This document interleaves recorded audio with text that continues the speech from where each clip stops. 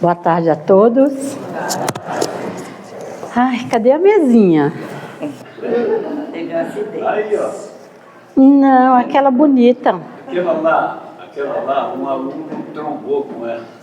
Ela era de acrílico e ela caiu. Eu ficava mais bonita atrás dela. Mas a gente está consertando ela. Então tá bom. Bom, eu escolhi para falar com vocês hoje um tema que começa por uma passagem linda de Jesus. Essa passagem é quando Jesus, na multidão, sempre cercado por uma grande multidão, chegou um mensageiro aflito. Jesus, Jesus, lá fora está sua mãe, seus irmãos, não conseguem chegar até você. Jesus olhou para o mensageiro e perguntou: quem é meu pai, quem é minha mãe, quem são meus irmãos? E ele falou em seguida: todo aquele que faz a vontade do meu pai é meu pai, minha mãe e meus irmãos. Na época, essa fala de Jesus ficou um pouco estranha, porque muitos achavam que ele estava desconsiderando a mãe e também não dando importância aos irmãos. Que, na verdade, irmãos, é porque naquele tempo a Maria era acompanhada pelos primos de Jesus, então eles se chamavam de irmãos, né? Dizem que Maria teve mais filhos, mas a gente não sabe. A nossa concepção é que foi só Jesus, né? Mas a gente sabe que José também era viúvo e tinha alguns filhos. Pode ser também esses filhos que estavam com Maria. Mas nos tempos de hoje, a gente volta um olhar da codificação de Kardec. Tem uma passagem muito importante, onde ele fala da família, e é o que eu vou falar hoje, sobre a família. Lá no livro, na codificação, Kardec diz que nós temos 2 tipos de família, que vivem entre nós, que convivem conosco, que tem uma certa proximidade ou não, que são aqueles irmãos que são consanguíneos e os irmãos espirituais. Ora, isso todo mundo percebe. Dentro da nossa família, muitas vezes, a gente não tem uma família harmoniosa, não é verdade? Muitas vezes a gente não tem. Mas não se preocupem, porque ninguém nasce no endereço errado. A gente nasce com daqueles pais que nós precisamos, aquela mãe que nós precisamos, os irmãos que vão chegando que nós precisamos ou que eles precisam de nós. Essa aí é a família, muitas vezes, só carnal, genética. E nós encontramos muitas vezes lá fora, seja através de um amigo, de um professor, de um vizinho, de uma vozinha que a gente chama de vó, mas que não é. Olha a fala de Jesus aí. Quantos chamam? Eu, por exemplo, eu ando ali pelo shopping. Ô tia, são meus ex-alunos, no tempo que eu lecionava. Então, eu me torno tia. Alguns me chamam de vó. Os amigos dos meus netos me chamam de vó também. E olha isso. É uma chamada carinhosa de uma família espiritual. Não é verdade? Não precisa ter consanguinidade. Nós temos que olhar, segundo Jesus pede, que nós nos reconheçamos como família universal. Por quê? Como é que a gente reza o Pai Nosso? Pai nosso que estais no céu. Se é o Pai Nosso, então nós somos todos irmãos. E quantos de nós, na nossa pequenez, nós desconsideramos aquela pessoa que sofre, aquela pessoa que sente as dores. E muitas vezes a gente fala, não é da minha família, que se lasque. Não é? É muito feio e é desprezível certos comportamentos. Porque se nós falamos que Deus é o nosso Pai Criador, que nós todos somos irmãos, se Jesus nos chama de irmãos, né? Então nós temos que nos tratarmos com mais fraternidade, com mais humanidade, com mais caridade, e olhar para o próximo, fazendo a ele aquilo que a gente gostaria que a nós fizesse. É o primeiro mandamento que Moisés escreveu nas tábuas. Amar a Deus e amar ao próximo e fazer ao próximo aquilo que gostaria que a nós fizéssemos. E se assim fosse o nosso comportamento, que maravilha que seria, né? Que maravilha que seria, porque nós viveríamos numa plena harmonia, sem disputa de poderes, sem argumentações de vantagens, né? Infelizmente, no meio do nosso povo, não estou falando do Brasil, eu estou falando do mundo inteiro. Na humanidade está faltando humanidade. A gente está vendo aí as notícias, né? Como é que tá as coisas. Parece que todos os valores se perderam por terra. Parece que não existe mais aquela sintonia, aquela magia de nós voltarmos os nossos olhos para o nosso Mestre Jesus. Quando ele disse aquilo, todo aquele que fizer a vontade do meu Pai, é meu pai, minha mãe, meus irmãos. Quantas mães e pais não geraram os filhos que criaram com amor? Isso é amor. Quantas famílias têm também um filho difícil, um parente difícil, que a atitude primeira é desprezar. A primeira atitude é, não quero saber, que ele viva a vida dele, não entra na minha casa, não quero convivência. Gente, nós estamos aqui, nessa vida, nessa oportunidade da encarnação, é para fazermos a diferença de todo o nosso comportamento, com certeza já feito e executado em outras vidas. Nós não estamos aqui pela primeira vez.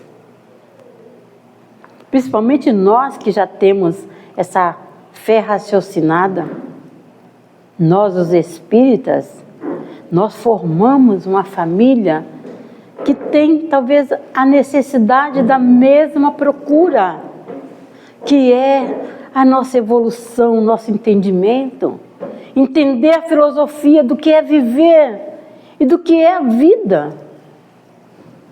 Jesus naquele tempo, ele falava por parábolas, talvez porque ele já, se não tivesse falado assim, não teria vivido 3 anos entre nós. Teriam eliminado ele bem antes. Mas a gente sabe que o que é bom, o que é divino, fica para nós. Vocês têm em mãos o livro dos Espíritos, que está lá, o 2º caderno, que chama As Leis Divinas. Gente, não tem coisa mais educativa, mais didática do que esse livro, que ele nos mostra, através das perguntas e das respostas do primeiro livro, e que vem trazendo, talvez, nesse 2º livro, a solução e o caminho. E é por isso que Jesus é visto como o caminho, a verdade e a vida. Então, Kardec codificou tudo isso para facilitar o nosso entendimento, para que nós possamos fazer a nossa planilha de vida, mas que nessa planilha a gente procure caminhos e meios de evolução, de melhora.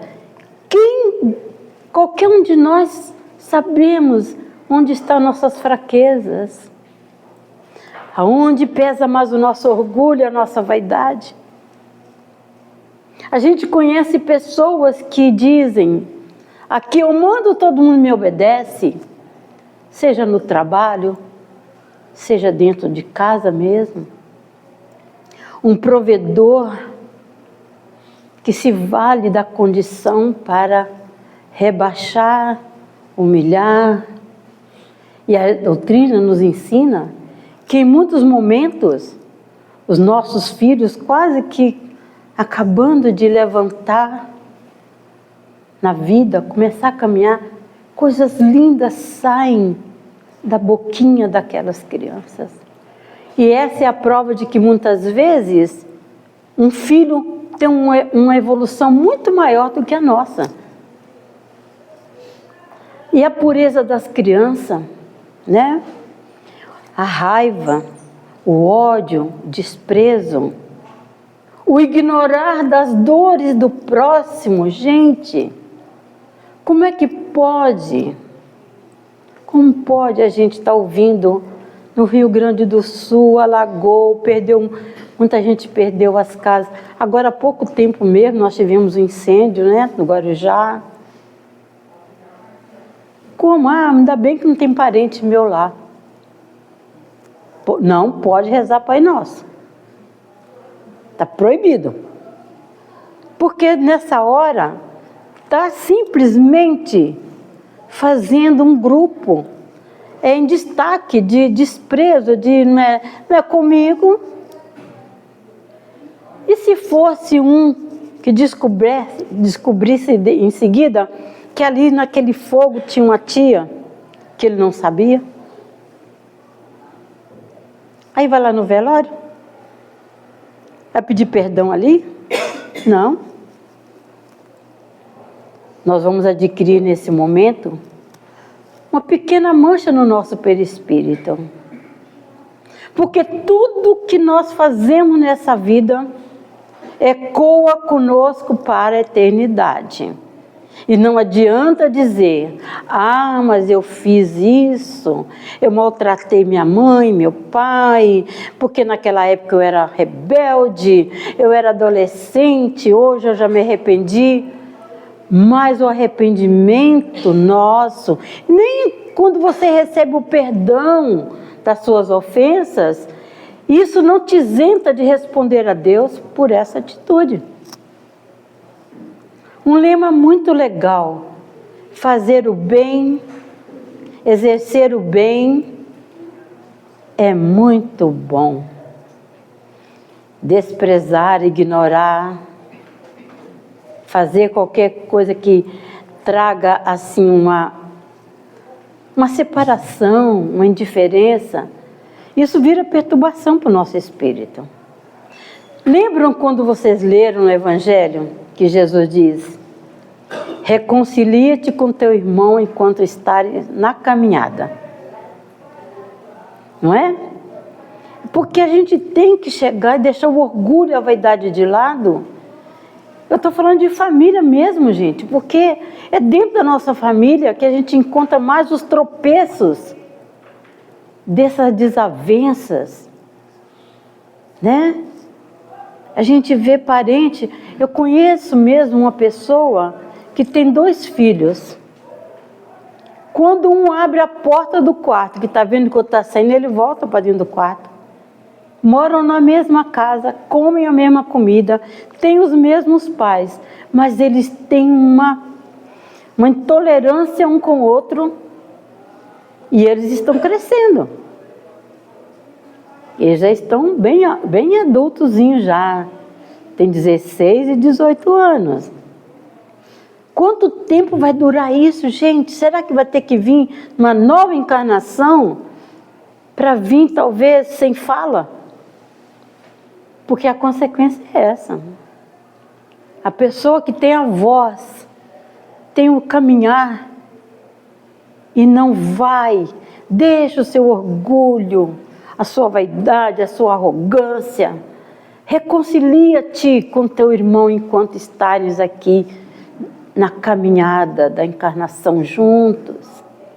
Não deixe para depois o que você pode fazer hoje, porque amanhã talvez seja tarde demais, né?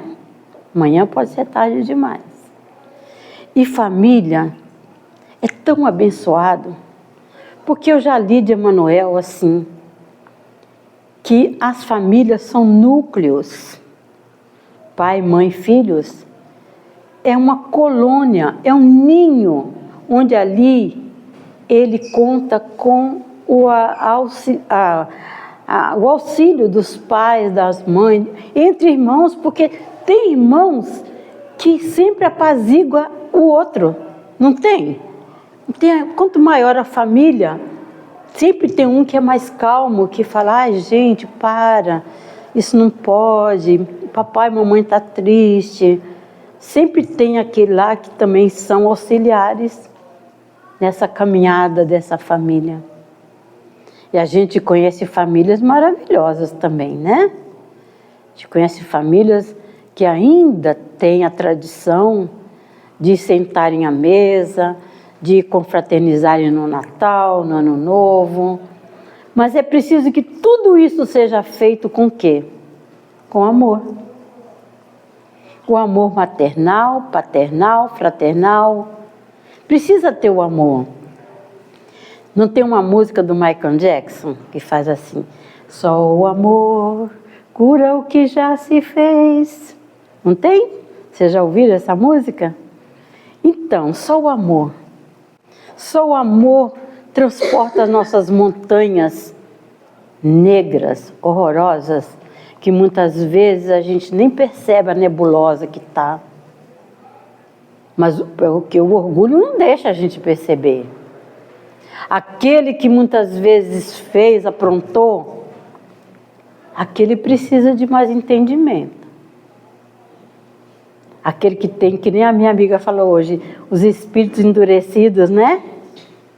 São espíritos que não têm o despertamento, a sua limitação, que já vem carregando de outras vidas aquele endurecimento. E quando pai e mãe percebem isso, o que nós temos que fazer? Chame ao conselho. Hoje qualquer coisa é autista, né? Qualquer coisa é louco, qualquer coisa é desvio. Aí joga na mão do psicólogo, do psiquiatra. Gente, o amor consegue acertar tudo isso. Aquele filho que você vai abraçar, ele fala, ai, credo, o que você quer? Ai, não me agarra, não quero. Esse tem que ser agarrado na marra. Eu falo de cadeira, viu, gente? Porque eu tive um assim. Quanto mais falava, ai, não quero, mas eu quero. Quero que você sinta o amor da mamãe. E isso é importante. E o amor, não tem quem lute contra o amor. Tem gente que não sabe falar eu te amo, mas tem gesto de amor, né? Tem gesto de amor, tem uma pessoa que está precisando, você procura, precisar de mim, estou aqui. Isso é amor, isso é solidariedade, isso é a vontade de fazer a vontade do nosso Pai, porque é isso que Ele quer de nós. Ele quer que nós estejamos sempre em harmonia, com a alma suave, o espírito tranquilo. E no fim do dia, fazer que nem São Tomé. Avalie o seu dia. O que eu fiz de bom? O que eu deixei de fazer? E procure, no dia seguinte, fazer diferente. Positivamente. Que o mais importante é isso. é você ter uma nova atitude, construindo um novo dia, alimentando o seu espírito, porque tudo que é muito bom, gente, a gente faz com alegria. Por exemplo, eu estou aqui com vocês, a minha família espiritual. Tenho certeza. E a gente, quando vem para cá, né? Eu perturbo essa daqui, que eu quero palestra na quarta, eu quero palestra, né? Porque é isso que eu me sinto bem, de falar dessa filosofia, falar do amor, da amizade, da família. Tudo isso que eu exponho para vocês é do meu coração. Eu não uso data show, eu não uso slide, eu uso o meu olhar e a minha voz olhando para cada um de vocês. Porque é assim que eu sei demonstrar o meu carinho e o meu amor para a minha família espiritual. Que Deus abençoe a todos, com muita alegria. Muito obrigada.